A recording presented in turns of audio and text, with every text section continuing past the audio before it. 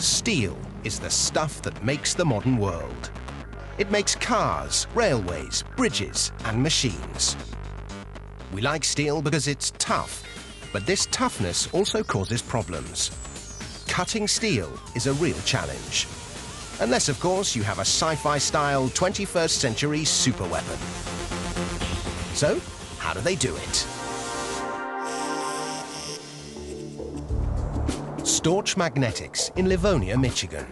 They've been making steel parts for over 100 years. But they don't do it like they used to. These days, they use alien-busting ray guns, or as they call them, lasers.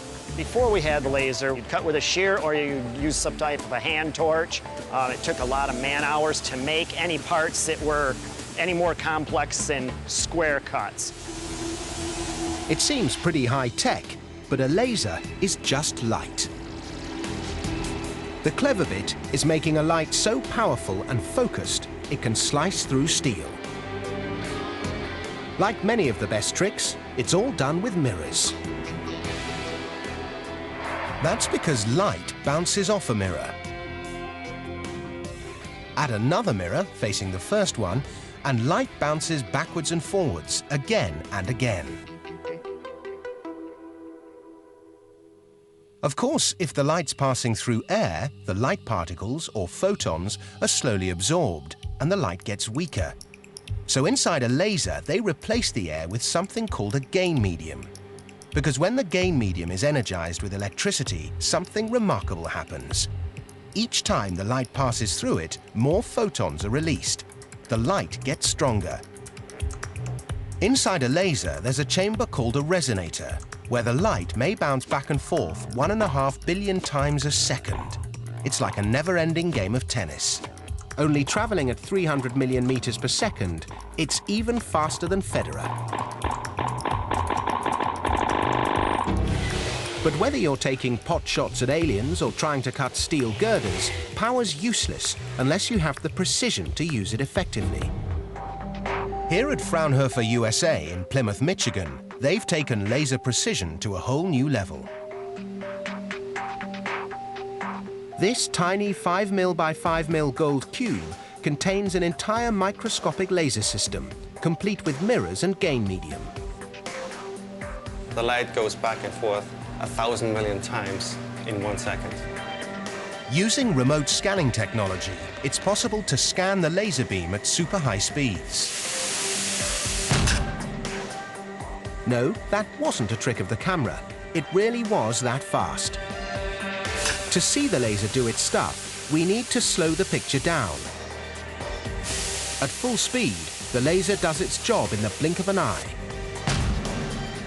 or 1/5 of a second. Thirsty work, this steel cutting business. Good job there's a drinks machine and a rather neat way of opening the cans. Of course, it's one thing zapping a few cherry cola cans. But if you're trying to blast a hole in the side of an alien mothership, you'll need to break out the big guns. Here at Trumpf in Connecticut, they manufacture super-powered lasers for industry. Energizing the gain medium inside these lasers takes a lot of electricity. You can't just hook them up to a 220-volt wall socket and switch them on. So this building has a 460-volt 100-amp supply. No ordinary plug will do.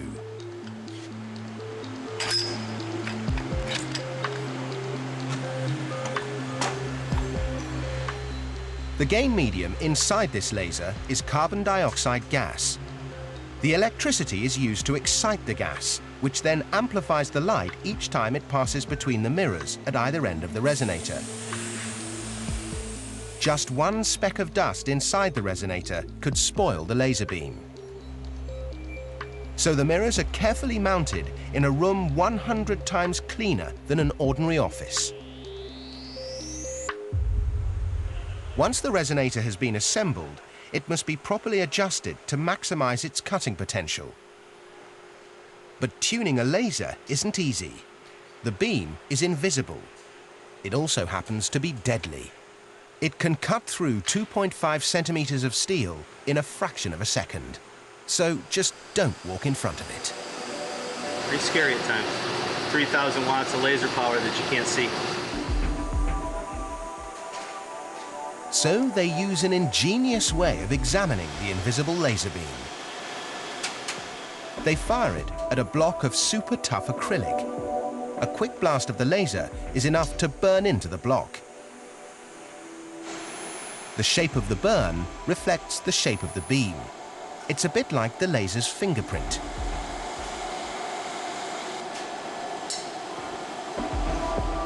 This laser beam has produced multiple tips in the acrylic. That means the beam is not yet focused.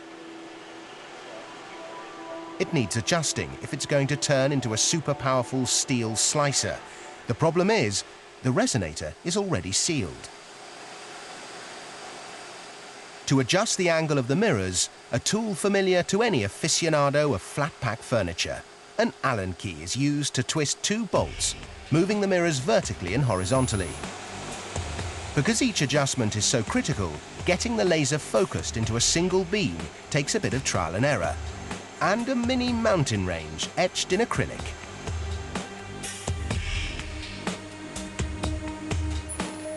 Eventually, the acrylic shows a single neat point. The beam is properly adjusted and can be used for cutting. Finally, the laser is finished and ready for action. Over at Storch Magnetics, they use lasers to cut out large metal parts for the automotive industry.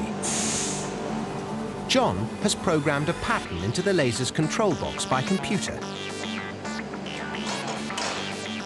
Now, all he has to do is get the sheet of metal into position. And press go.